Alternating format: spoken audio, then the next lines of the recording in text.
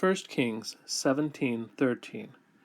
Vayomer elecha Aliyahu al tirei ba'i asi chravarech ak asili misham uga ketana barishona va chotzet li valach valivane ta'asi ba'acharona. Elijah responds to the widow.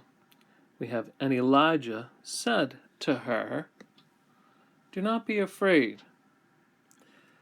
Go, make according to your word." A strong conjunction here.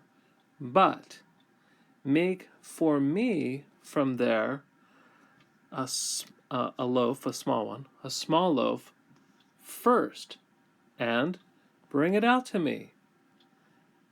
Then for you and for your son you will make afterward. In the series of verbs, we'll start with this one, and we can see by it's marked as a jussive.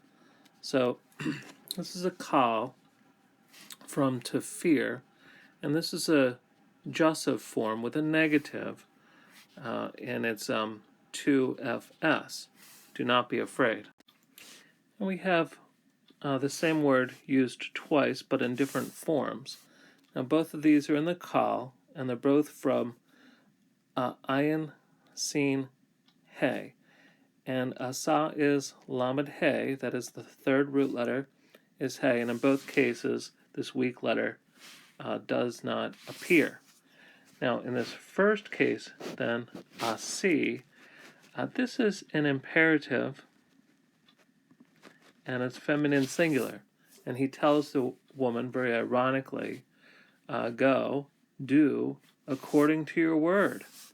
The second case, ta'asi, this is a imperfect, and this is 2fs,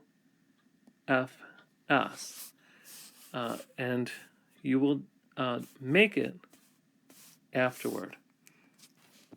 We'll look at one more verb here, vahotzet.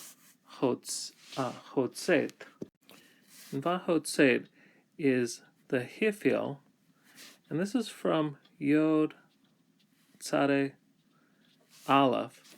And so what happens often with pei yod verbs like this one is in the hifil, it brings out the true character that it's actually a vav. So this is a hifil, and this is a vav consecutive perfect, and it's a 2fs. So putting this all together, then we have the prophet says, go and do according to your word. And he says, make for me this little loaf, bring it out to me, and then make for yourselves afterward. So taking into account then what he's actually explaining to do, these verbs in the series are an imperative, and then that idea is continued with a vav consecutive perfect, and then that then he gets to sort of a different thought as he spells out in the imperfect what they are to do. And all of this is very striking for us. Here this widow has barely enough for one more meal for herself and her son, and the prophet insists that she make him a small loaf first. It's extraordinary.